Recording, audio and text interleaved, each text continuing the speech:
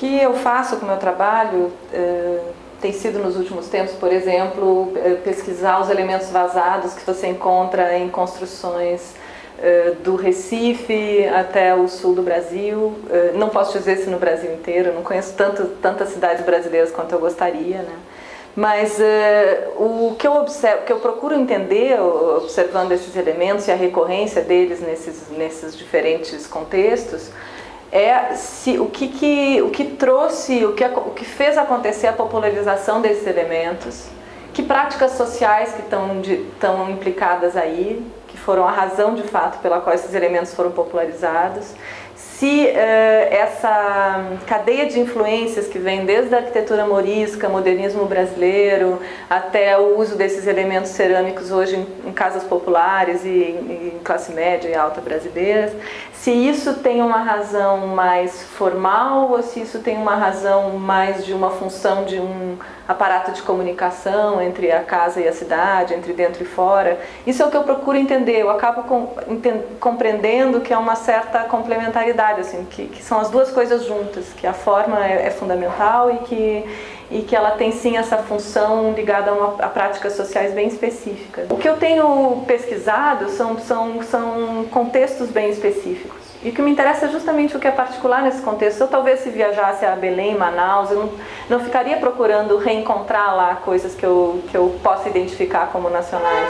Eu fico justamente tentando entender o que um sujeito sozinho pode fazer de único a partir de elementos que já são tão explorados. Justamente porque é isso que eu vou fazer depois com eles. Eu vou procurar operar como esse cara faz, que reinventa um uso para aquele elemento. Eu vou tentar fazer isso com o meu trabalho também. Então é muito mais essa prática da reinvenção de usos e de funções de elementos arquitetônicos que me interessa.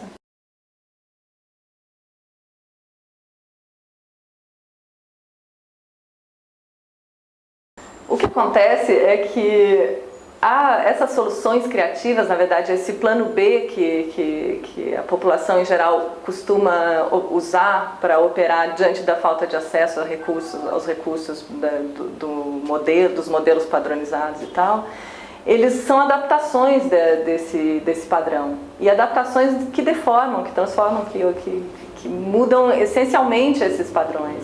O que, por exemplo, acontece com a praga das grades que assola as grandes cidades brasileiras, não só São Paulo, mas muitas outras cidades que eu conheço. Tudo é absolutamente cercado de grades, prédios, casas, prédios comerciais. Você vê as casas construídas, as casas que têm pouco terreno em São Paulo, que criam aquele dente na grade para o carro poder caber. Isso é uma adaptação, isso não é o padrão, não está disseminado intrinsecamente junto com a grade, mas isso é uma adaptação que vai sendo feita para um uso específico da população. Então esses padrões que são impostos por incorporadoras imobiliárias e tal, eles são necessariamente processados. E essa é mais uma solução criativa para responder a eles, enfim. O padrão, a norma, na verdade, é que haja uma adaptação dessa norma, né? A regra é que essa norma é sempre adaptada, que esse padrão é sempre adaptado. O triste, talvez, o lamentável, talvez, é que o padrão seja tão pobre esteticamente atualmente, em todos os sentidos, não só estético, e aí o ponto de partida dessas adaptações passa a ser menos interessante. Não é o caso dos elementos vazados, que vem de um elemento do Cobogó, que é um elemento vazado do modernismo, que é super interessante formalmente, que traz um monte de soluções. Na verdade, essas proposições do mercado que vem se espalhando nos centros urbanos brasileiros, elas mais trazem problemas do que soluções, então provavelmente vão ser mais ainda adaptadas. O que eu não sei é o que vai acontecer com esse aumento do poder de compra do brasileiro, se ele vai passar a absorver mais esse padrão, porque ele, afinal de contas, vai ter mais acesso, mas eu acredito que não, porque tem outros fatores que importam aí. E o principal deles, para mim, são os usos, as práticas sociais que dão sentido, né, aos usos dos elementos arquitetônicos.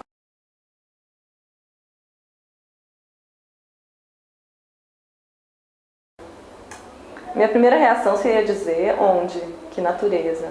Porque mesmo os elementos naturais que existem na cidade de São Paulo já são totalmente parte de um mundo construído, né? Já são todos postos lá, quer dizer, mundo natural a gente tem muito pouco acesso e certamente não aqui.